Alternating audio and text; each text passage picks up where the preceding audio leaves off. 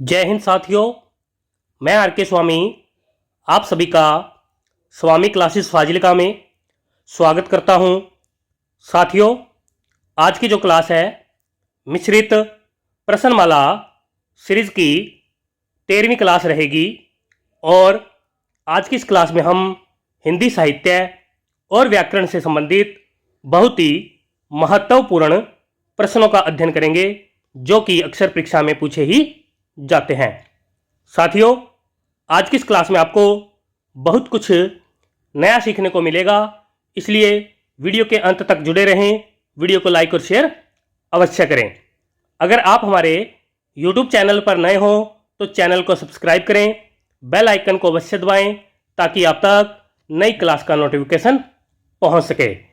Video से संबंधित PDF प्राप्त करने के लिए आप हमारे टेलीग्राम चैनल को ज्वाइन करें, जहां पर आपको सभी वीडियो से संबंधित PDF प्राप्त हो जाएगी। तो शुरू करते हैं आज की क्लास। देखते हैं पहला क्वेश्चन।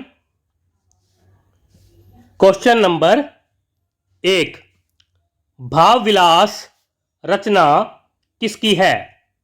ए विकल्प में है रसखान जी, बी विकल्प में है देव कवि जी, सी विकल्प में है केशवदास जी और डी विकल्प में है मैथिली शरण गुप्त जी। क्या उत्तर सही होना चाहिए? सभी साथी उत्तर देंगे। क्वेश्चन नंबर 1 का उत्तर जो साथी बी विकल्प को चुन रहे हैं बिल्कुल सही है, यानी कि यह रचना देव कवि जी की मानी जाती है। आगे देखते हैं next question. Question number 2, Tulsidas ji ने अपनी रचनाओं में किसका वर्णन किया है? ए विकल्प में है कृष्ण जी, बी विकल्प में है विष्णु जी, सी विकल्प में है शिव जी और डी विकल्प में है राम जी। क्या उत्तर सही होना चाहिए? क्वेश्चन नंबर 2 का उत्तर जो साथी डी विकल्प को चुन रहे हैं बिल्कुल सही है, यानी कि तुलसीदास जी ने अपनी रचनाओं में श्री राम जी का वर्णन किया है। आगे देखते हैं नेक्स्ट क्वेश्चन। क्वेश्चन नंबर 3, गीत फरोश रचना किसकी है? ए विकल्प में है वृंदावन लाल वर्मा जी, बी विकल्प में है भवानी प्रसाद मिश्र जी, सी विकल्प में है भीषम सहानी जी और डी विकल्प में है भगवती चरण वर्मा जी। क्या उत्तर सही होना चाहिए? सभी साथी उत्तर देंगे। क्वेश्चन नंबर 3 का उत्तर जो साथी बी विकल्प को चुन रहे हैं बिल्कुल सही है, यानी कि यह रचना भवानी प्रसाद मिश्र जी की मानी जाती है। आगे देखते हैं next question. Question number 4, Jnanpith पुरस्कार दिया जाता है?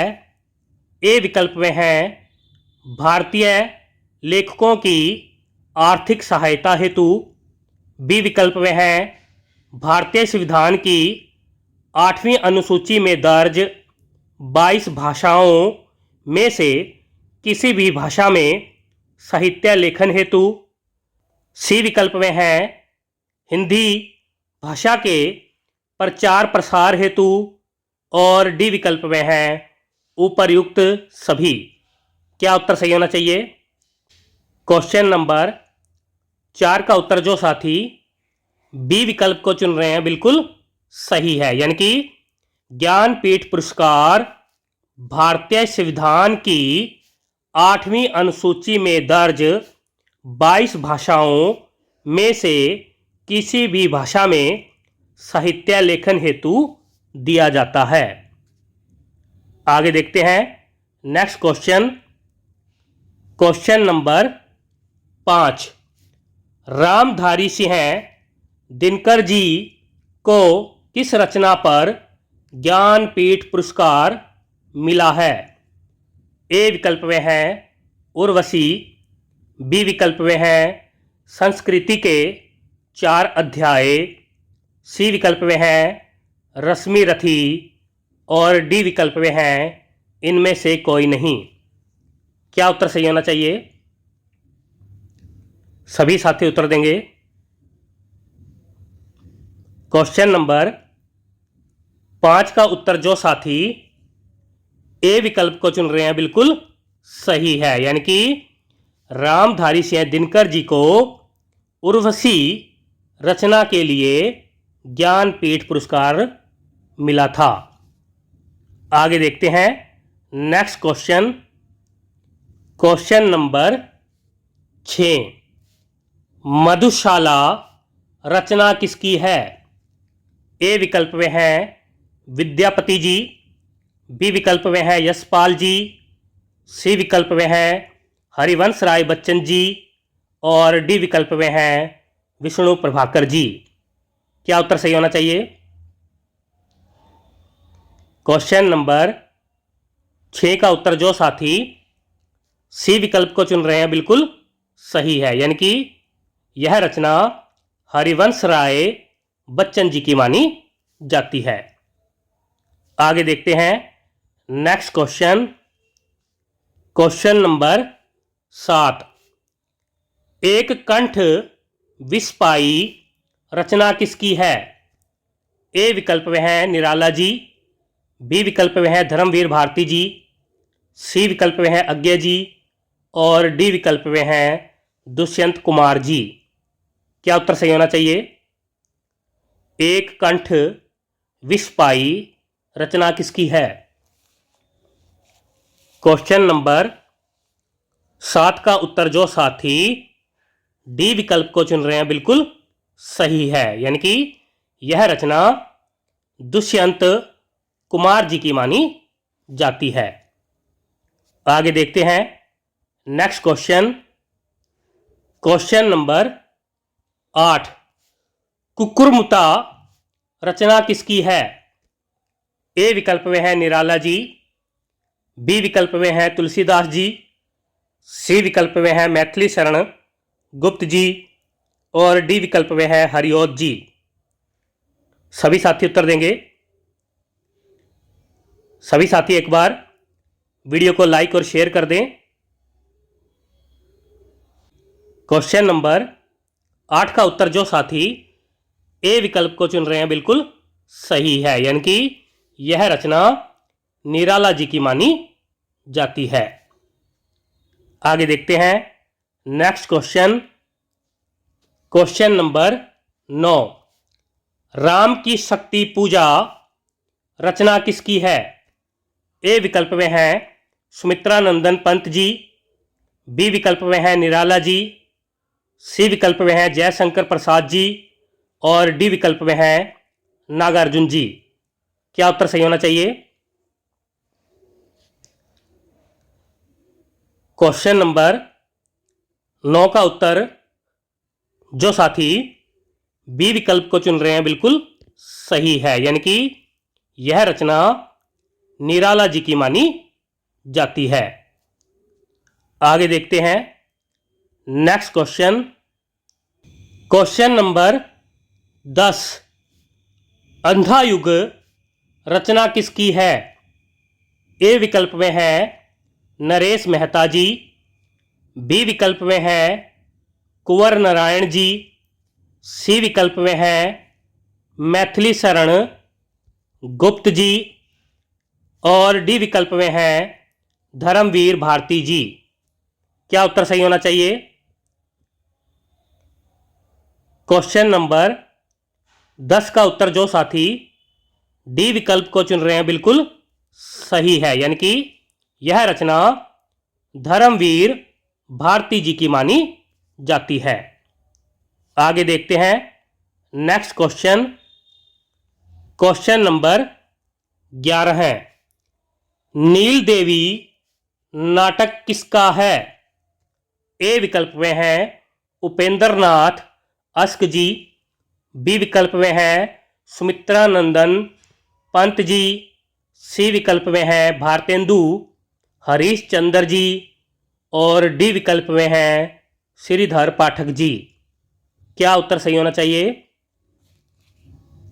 क्वेश्चन नंबर 11 का उत्तर जो साथी सी विकल्प को चुन रहे हैं बिल्कुल सही है, यानी कि यह नाटक भारतेंदु हरीशचंद्र जी का माना जाता है।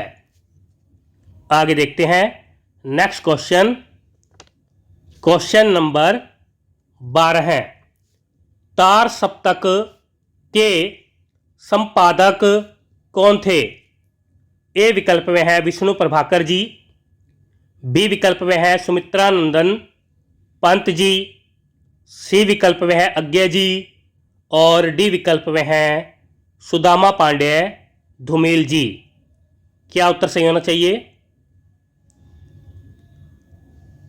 क्वेश्चन नंबर 12 का उत्तर जो साथी सी विकल्प को चुन रहे हैं बिल्कुल सही है, यानी कि अज्ञे जी तार सप्तक के संपादक माने जाते हैं। सभी साथी याद कर लेंगे। आगे देखते हैं नेक्स्ट क्वेश्चन। क्वेश्चन नंबर 13 है, आवारा मसीहा रचना के रचनाकार कौन है? ए विकल्प में है अमृत राय जी, बी विकल्प में है निराला जी, सी विकल्प में है मैथिली शरण गुप्त जी और डी विकल्प में है विष्णु प्रभाकर जी। क्या उत्तर सही होना चाहिए? सभी साथी उत्तर देंगे। क्वेश्चन नंबर 13 का उत्तर जो साथी डी विकल्प को चुन रहे हैं बिल्कुल सही है, यानी कि यह रचना विष्णु प्रभाकर जी की मानी जाती है। आगे देखते हैं next question. Question number 14, Rakshabandhan नाटक किसका है? ए विकल्प में है महादेवी वर्मा जी, बी विकल्प में है हरिकृष्ण प्रेमी जी, सी विकल्प में है भीषम सहानी जी और डी विकल्प में है मैथिली शरण गुप्त जी। क्या उत्तर सही होना चाहिए? क्वेश्चन नंबर 14 का उत्तर जो साथी बी विकल्प को चुन रहे हैं बिल्कुल सही है, यानी कि यह रचना हरिकृष्ण प्रेमी जी की मानी जाती है। आगे देखते हैं नेक्स्ट क्वेश्चन। क्वेश्चन नंबर 15 है, कलम का सिपाही रचना का रचनाकार कौन है? ए विकल्प में है मुंशी प्रेमचंद जी, बी विकल्प में है मोहन राकेश जी, सी विकल्प में है अमृत राय जी और डी विकल्प में है भारतेंदु हरीशचंद्र जी। क्या उत्तर सही होना चाहिए? सभी साथी उत्तर देंगे। कलम का सिपाही रचना का रचनाकार कौन है? क्वेश्चन नंबर 15 का उत्तर जो साथी सी विकल्प को चुन रहे हैं बिल्कुल सही है, यानी कि यह रचना अमृत राय जी की मानी जाती है। आगे देखते हैं नेक्स्ट क्वेश्चन। क्वेश्चन नंबर 16 है, अंधेर नगरी और भारत दुर्दशा नाटक किसके हैं? ए विकल्प में है सियाराम शरण गुप्त जी, बी विकल्प में है भारतेंदु हरीशचंद्र जी, सी विकल्प में है मोहन राकेश जी और डी विकल्प में है मुंशी प्रेमचंद जी। क्या उत्तर सही होना चाहिए? क्वेश्चन नंबर 16 का उत्तर जो साथी बी विकल्प को चुन रहे हैं बिल्कुल सही है, यानी कि यह दोनों नाटक भारतेंदु हरीशचंद्र जी के माने जाते हैं। आगे देखते हैं नेक्स्ट क्वेश्चन। क्वेश्चन नंबर 17 है, अंजो दीदी रचना किसकी है? ए विकल्प में है अज्ञा जी, बी विकल्प में है तुलसीदास जी, सी विकल्प में है उपेंद्र नाथ अस्क जी और डी विकल्प में है मैथिली शरण गुप्त जी। क्या उत्तर सही होना चाहिए?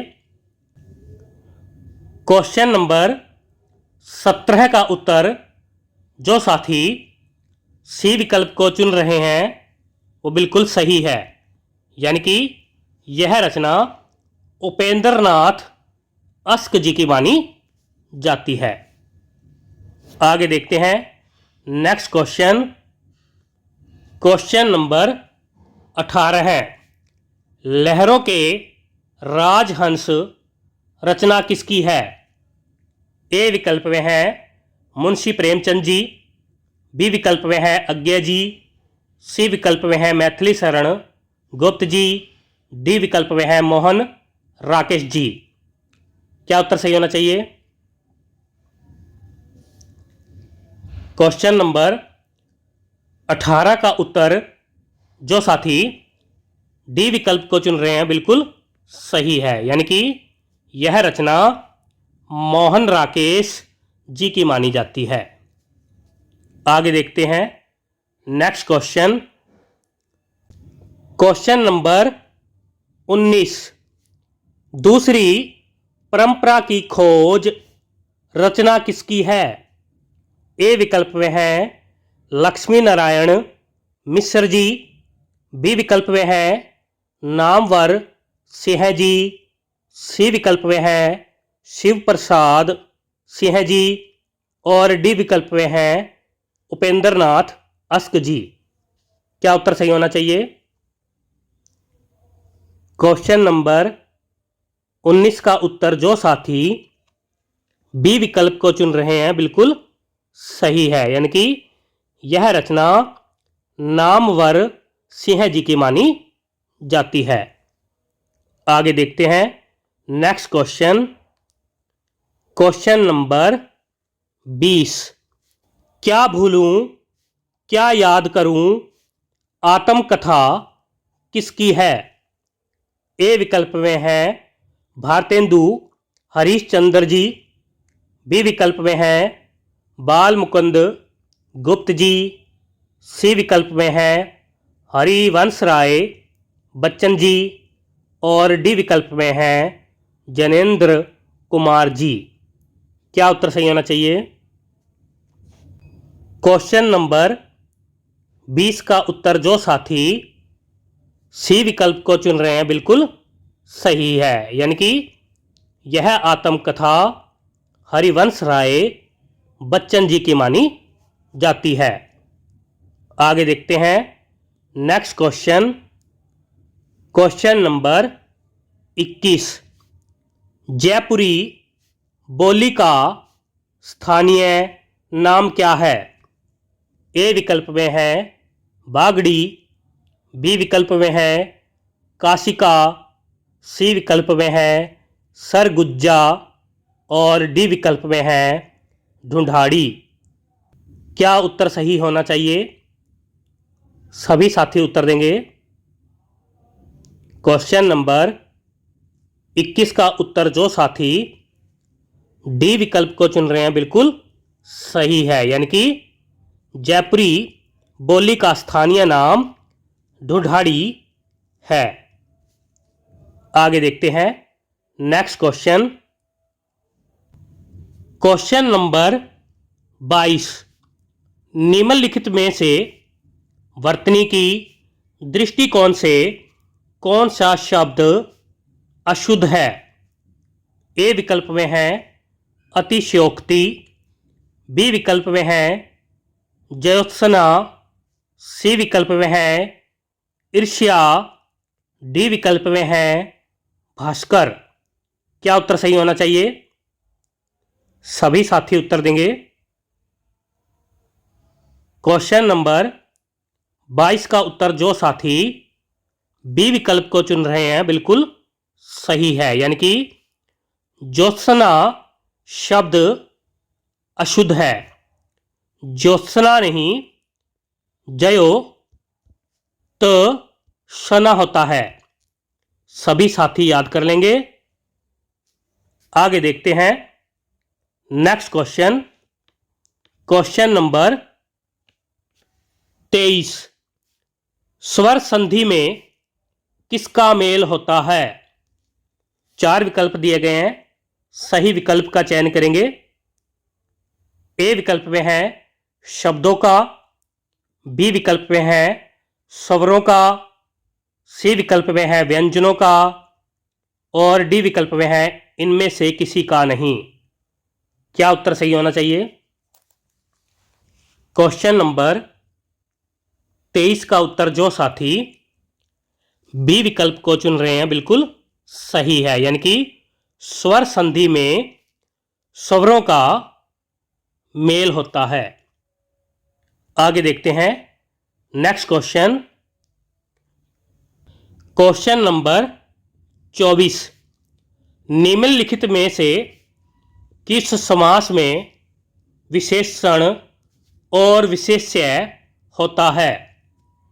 ए विकल्प में है बहुव्रीहि समास, बी विकल्प में है द्वंद्व समास, सी विकल्प में है द्विगु समास और डी विकल्प में है कर्मधारय समास। क्या उत्तर सही होना चाहिए? क्वेश्चन नंबर 24 का उत्तर जो साथी डी विकल्प को चुन रहे हैं बिल्कुल सही है, यानी कि कर्मधारय समास में विशेषण और विशेष्य होता है। आगे देखते हैं next question. Question number 25। Kamdev का पर्यायवाची कौन सा शब्द नहीं है? ए विकल्प में है मकर, बी विकल्प में है मकर ध्वज, सी विकल्प में है मीन केतन और डी विकल्प में है अनंग। क्या उत्तर सही होना चाहिए? क्वेश्चन नंबर 25 का उत्तर जो साथी ए विकल्प को चुन रहे हैं बिल्कुल सही है, यानी कि मकर जो है कामदेव का पर्यायवाची नहीं है। मकर मछली का पर्यायवाची माना जाता है। मकर ध्वज, मीन केतन और अनंग यह तीनों कामदेव के पर्यायवाची माने जाते हैं। आगे देखते हैं नेक्स्ट क्वेश्चन। Question number 26। सुरारी, यातुधान और तमिचर किसके पर्यायवाची शब्द हैं? ए विकल्प में है रात्रि, बी विकल्प में है दानव, सी विकल्प में है सूर्य और डी विकल्प में है इनमें से कोई नहीं। क्या उत्तर सही होना चाहिए? क्वेश्चन नंबर 26 का उत्तर जो साथी बी विकल्प को चुन रहे हैं बिल्कुल सही है, यानी कि यह सभी दानव के पर्यायवाची माने जाते हैं। आगे देखते हैं next question. Question number 27। Vineet शब्द का कौन सा विलोम शब्द है? ए विकल्प में है उत्तम, बी विकल्प में है उद्दत, सी विकल्प में है कोमल और डी विकल्प में है पतन। क्या उत्तर सही होना चाहिए? क्वेश्चन नंबर 27 का उत्तर जो साथी बी विकल्प को चुन रहे हैं बिल्कुल सही है, यानी कि वनीत शब्द का विलोम उद्दत होता है। आगे देखते हैं नेक्स्ट क्वेश्चन। Question number 28। गौण शब्द का कौन सा विलोम शब्द है? ए विकल्प में है मुख्य, बी विकल्प में है बड़ा, सी विकल्प में है सफल और डी विकल्प में है इनमें से कोई नहीं। क्या उत्तर सही होना चाहिए? क्वेश्चन नंबर 28 का उत्तर जो साथी ए विकल्प को चुन रहे हैं बिल्कुल सही है, यानी कि गौण शब्द का विलोम मुख्य होता है। आगे देखते हैं नेक्स्ट क्वेश्चन, क्वेश्चन नंबर 29।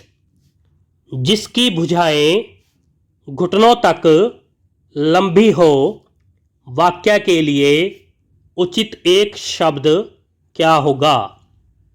ए विकल्प में है समबाहु, बी विकल्प में है अभ्यागत, सी विकल्प में है आजानुबाहु और डी विकल्प में है इनमें से कोई नहीं।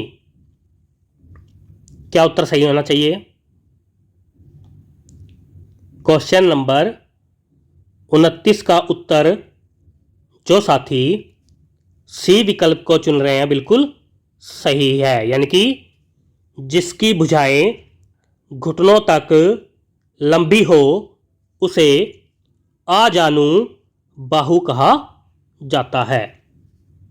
आगे देखते हैं नेक्स्ट क्वेश्चन, क्वेश्चन नंबर 30। अकल पर पत्थर पड़ना मुहावरे का सही अर्थ क्या है? ए विकल्प में है खून निकलना, बी विकल्प में है मूर्ख बन जाना, सी विकल्प में है बुद्धि भ्रष्ट होना और डी विकल्प में है उपर्युक्त सभी। क्या उत्तर सही होना चाहिए? क्वेश्चन नंबर 30 का उत्तर जो साथी सी विकल्प को चुन रहे हैं बिल्कुल सही है, यानी कि अकल पर पत्थर पड़ना मुहावरे का सही अर्थ है बुद्धि भ्रष्ट होना। सभी साथी याद कर लेंगे। प्यारे साथियों, ये थे आज के हमारे बेहतरीन 30 क्वेश्चन जो कि अक्सर परीक्षा में पूछे ही जाते हैं। आशा करता हूँ कि आज की इस क्लास में आपको बहुत कुछ नया सीखने को मिला होगा। इसी प्रकार से निरंतर अध्ययन करने के लिए चैनल को सब्सक्राइब करें, बेल आइकन को अवश्य दबाएं ताकि आप तक नई क्लास का नोटिफिकेशन पहुंच सके। अगर आपने हमारी अभी तक पहली वाली क्लासें नहीं देखी है तो आप प्लेलिस्ट में जाकर उन क्लासों को अवश्य देखें और हिंदी की बेहतर तैयारी करें। वीडियो को लाइक और शेयर अवश्य करें। हमारे चैनल के साथ जुड़ने के लिए आप सभी का धन्यवाद। तो मिलते हैं कल शाम 5 बजे अगली क्लास में। तब तक के लिए जय हिंद।